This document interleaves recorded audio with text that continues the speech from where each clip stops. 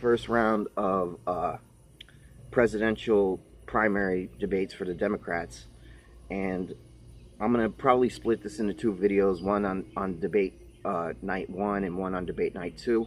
But just in general, I would first say I thought the format was kind of hard to follow, kind of incoherent. Too many people on stage, too many faces to keep up with, a lot of people I don't know, never heard of, and I didn't see what really stood them apart from the crowd. They didn't. A lot of them didn't get much time, and I thought it was a little bit of a waste of time uh, for the serious contenders. And I just hope the next debate they slim it down a lot. You need to have all the major contenders on one stage, and it shouldn't be more than 8 people, really. 8 is even stretching it, but if it's 8 people, all 8 need to be serious contenders. We don't need to have the mayor from such and such, or whatever candidates are these really sort of second tier candidates taking up space and time when we have a lot of candidates that actually have a decent chance.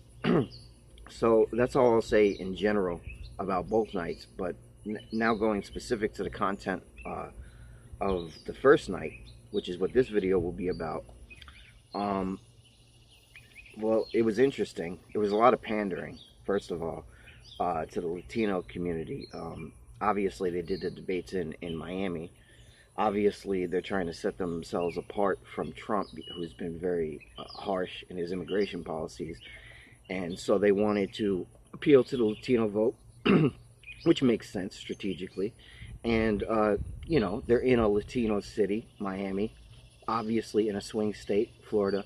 And, they, I think there was obviously some strategy behind all that, but it did come across as a little bit forced when Beto is, sort of wedging his mediocre Spanish into, his answers. And Cory Booker did something similar, and it was just it was just a little bit nauseating, to be honest with you. It's just that if I was Spanish, I would think that I would find that whole approach was a little bit condescending. But that's just me. It just came across as corny to me, especially because I don't speak fluent Spanish. I know a little bit. I could pick out a little bit of what he was saying in Spanish, and it didn't seem like it had anything to do with the question that was asked him, which was, would you support a 70% tax on the, marginal rate on the top, marginal rate for the richest people in the country? That was the question, and his answer was something about the government needs to work for everybody, and that was a general. It seemed like it's probably not unique to this debate, but anyway, I noticed that it really didn't seem to matter what the question was. The candidates knew they were going to have such a limited amount of time to speak that they were just going to go to their talking points, regardless of whether the question led them there in a smooth way. They were just going to basically not answer the question and say whatever they wanted to say to get people to vote for them. So that was, to me personally, when I'm listening, I'm listening for specifics. I'm listening for the inclination that somebody has a specific plan, that they have a specific strategy, that they actually are going to be able to get things done when they get into Washington, not just that they toe the line ideologically the way that I want them to. Because frankly, there's nothing unique anymore about being progressive and saying that you want a more progressive tax rate, and saying that you want universal health care, and saying that you want free college. I mean, when Bernie Sanders was up against Hillary Clinton, that was a unique take. It's not a unique take anymore, because everybody saw it was a successful strategy, even though he didn't win. And they saw the populism that got Trump elected, and they're trying to basically tap into that populism on the left to get their agenda taken forward. So it's like there's a few candidates who are more center left, like Biden and some of the other lesser known candidates. But in general, almost everybody was towing that leftist progressive line. So I'm more interested in hearing how specifically do you intend to get things done. So I thought Warren obviously won the debate. I thought that she did the best overall, and what's it called? What I like about Warren versus Bernie Sanders, because they have very similar platforms. What I like about her is she seems more pragmatic, she seems more nuanced, and she seems like she would actually perhaps be detail oriented enough to get shit done in Washington. Whereas Bernie comes across more as a straight ideologue, who, you know, he has his stances. He knows what he wants done, but he doesn't ever get too specific when asked about it on how he's going to get it done. And he doesn't seem to have any willingness to compromise. And I think that and I'll because I'm supposed to put this in 2 different videos, but maybe I'll just treat it all in one video, because now that I'm thinking about it, there's not as much that I had to say about debate 1. There wasn't much to it, other than I'll say Julian Castro had a good night, and he took Beto to task, and I think that he really capitalized on the whole immigration issue more than anybody else. And you know, so he's going to see a bump from that debate. He should probably be in the second debate. But other than that, there wasn't much that stood out in the first debate. But Sanders, who everybody was looking to see if he was going to take on Biden, I felt like Sanders didn't have a very strong night in the second debate. And I thought that Warren did, and I thought it was strategic the way that they placed Warren and Sanders in different debates, because they knew they're so similar that it was going to be hard for both of them to shine on the same debate stage.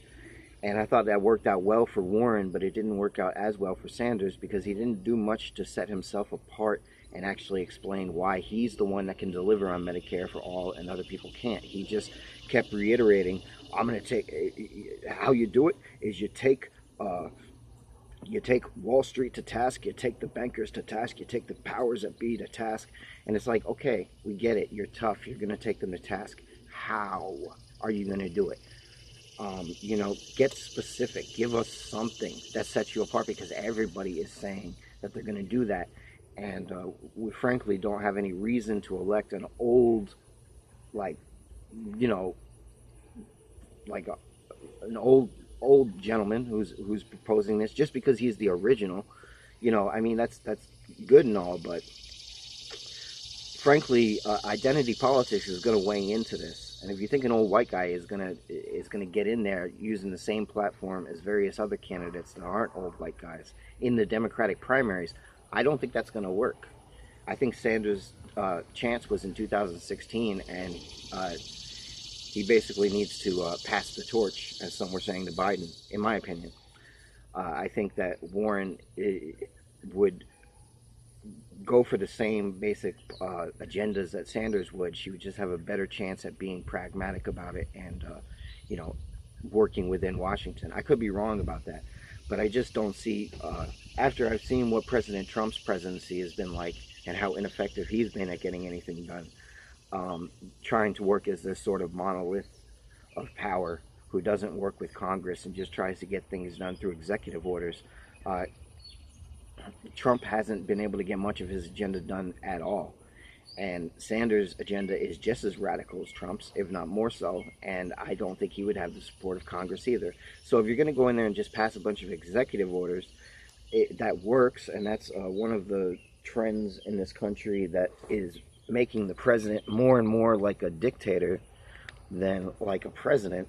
But the problem with it is it's a limited power, really, because then the next president gets in, and if he's from the other party, he uses executive orders to reverse your executive orders, the same way that they're saying they're going to do to Trump's executive orders if they get in there. So it's like it's a limited solution, in my opinion. If you really want serious legislation uh, to get passed, you really have to work with Congress, because Obamacare, for as controversial and as unpopular with many on the right as it was, they have not managed to repeal Obamacare.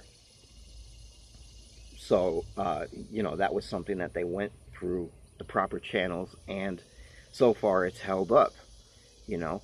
Um, so yeah, and also Sanders, like, he was also, like I was saying about other candidates in the previous debate, he was not.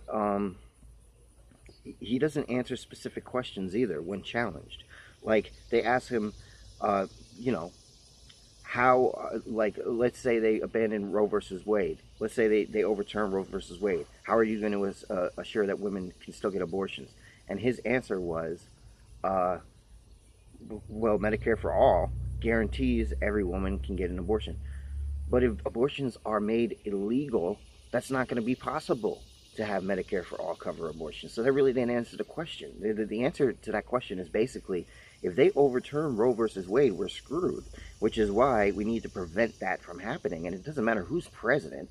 If they overturn it, the only thing you're going to be able to do about it is try to load the court with your own people to get them to reinstate it. Um, so, uh, yeah. Harris obviously had a huge night in debate number 2. Biden had a terrible night. She took him to task for supporting some sort of segregation policy that really made him look bad. I never thought Biden had a chance anyway, because he's trying to ride on the coattails of Obama, and it's just not going to work. He's an older white man. He's a centrist. The party is moving in a different direction right now. It's possible to move back towards the direction of the Joe Bidens of the world. If the new administration turns out to be unpopular because they're too radical, or if they go too far to the left and end up losing this election to Trump, it's possible you'll see a swing back towards the center. But right now, in the primaries, they're giving every indication that the party is going in a progressive direction, and Biden might as well just give up, to be honest with you. Harris, she's going to be a force to be contended with.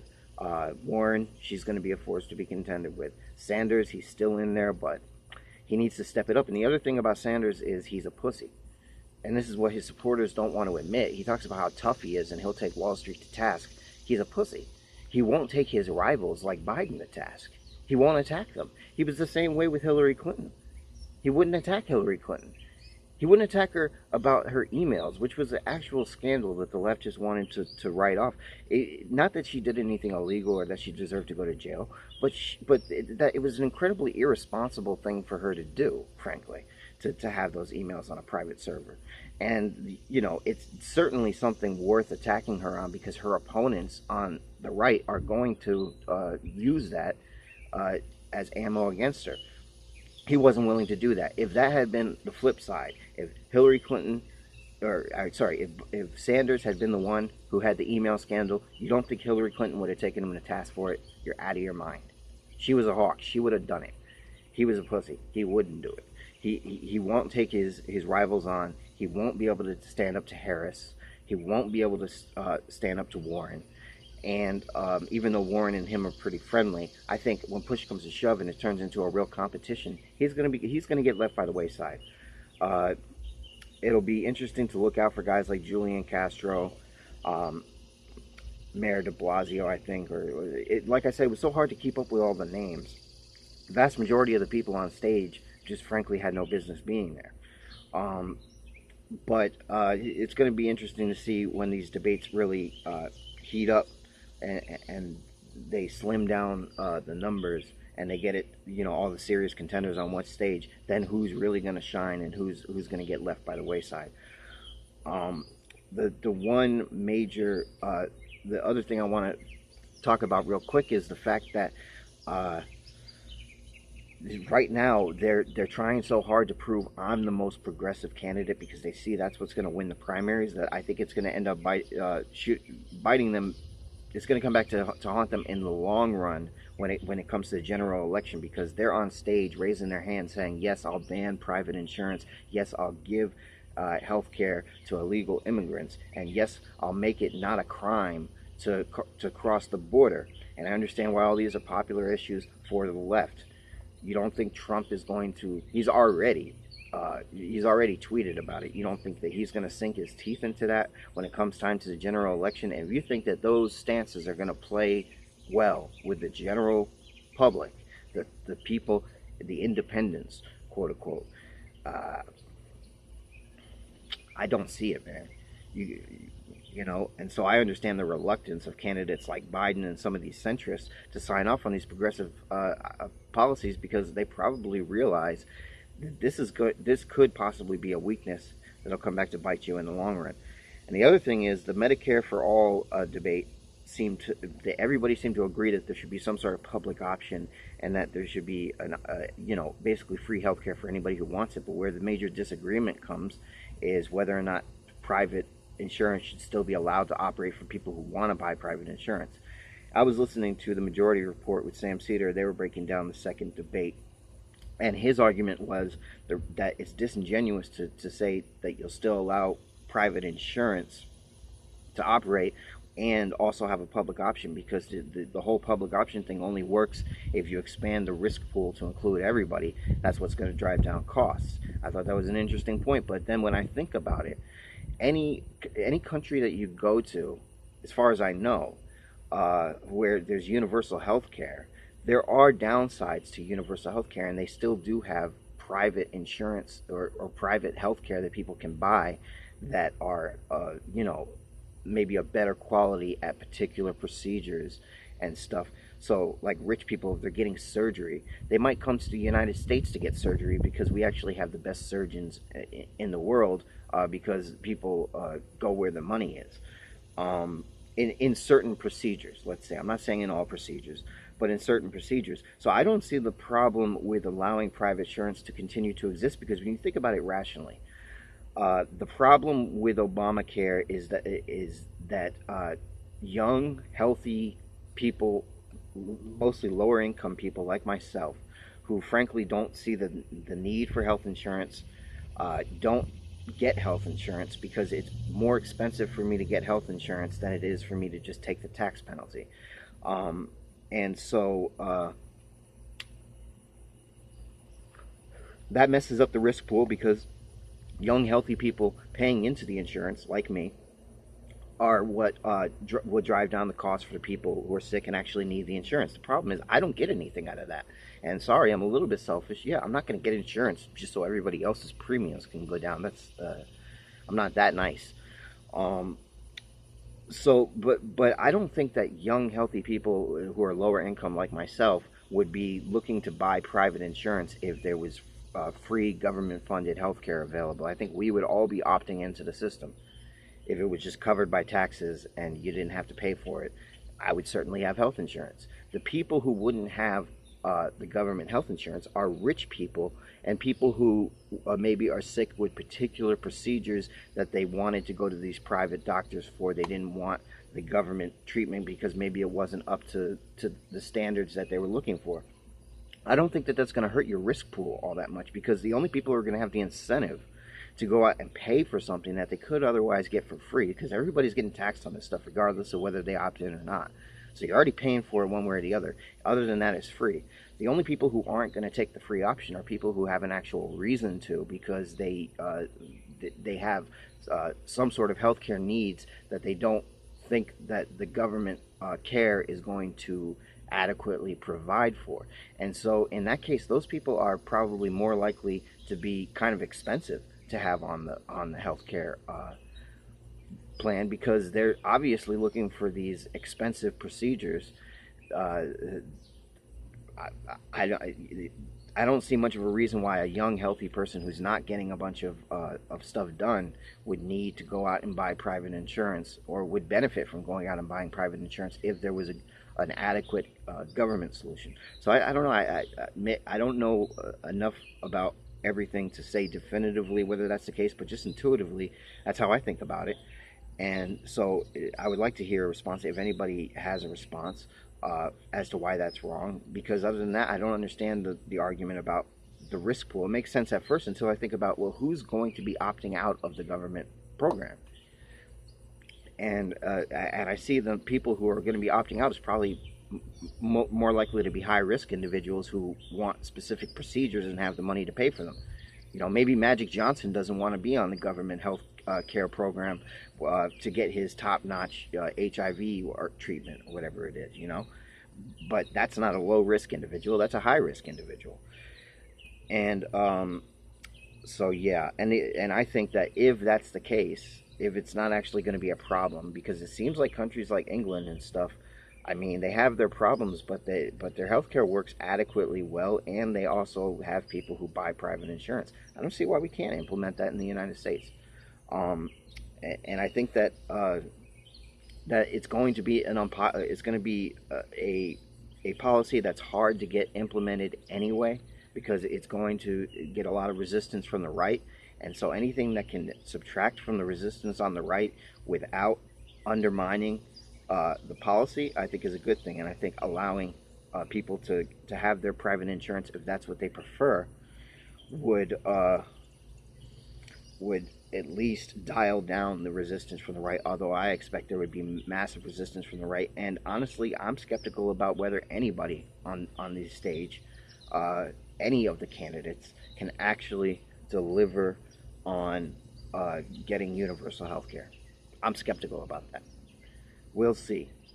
It's like Andrew Yang. I like Andrew Yang. I think he's a logical guy. I don't think he has a snowball's chance in hell at actually winning the nomination. I think he's as a technocrat, as an actual guy who can come up with policies, I think that he's probably the smartest person on stage. But his UBI thing, I just can't imagine the Republicans ever going for something like this. And I can't imagine the Democrats having enough of a dominance in Congress to get something like that passed. So it's like, yeah, it's a good idea, but can you actually get it passed? I don't think you can. You can't even seem to get the left to rally behind you. Versus these other candidates. It's an interesting idea. I'm glad he's putting it out there in the public and everything. I'm glad he got to get on stage and say a few words about it. But he's just another one of these candidates that, frankly, although I like him, I think he's smart. Frankly, he doesn't have a chance. They need to weed him and the other basically long shot candidates out and let the contenders go head to head. And if you want to have another debate with all the long shot candidates, fine, feel free. Nobody's really going to watch it. But feel free to do that. Don't have them taking up space for the people who people are actually paying attention to, frankly. There was a time when I would have been open to that, when it was Hillary Clinton and 5 other people on stage and none of them were contenders other than Bernie Sanders. I would have said, yeah, can we get some other new blood in here? But when there's 20 people, we really need to cut down on that. So those are my thoughts.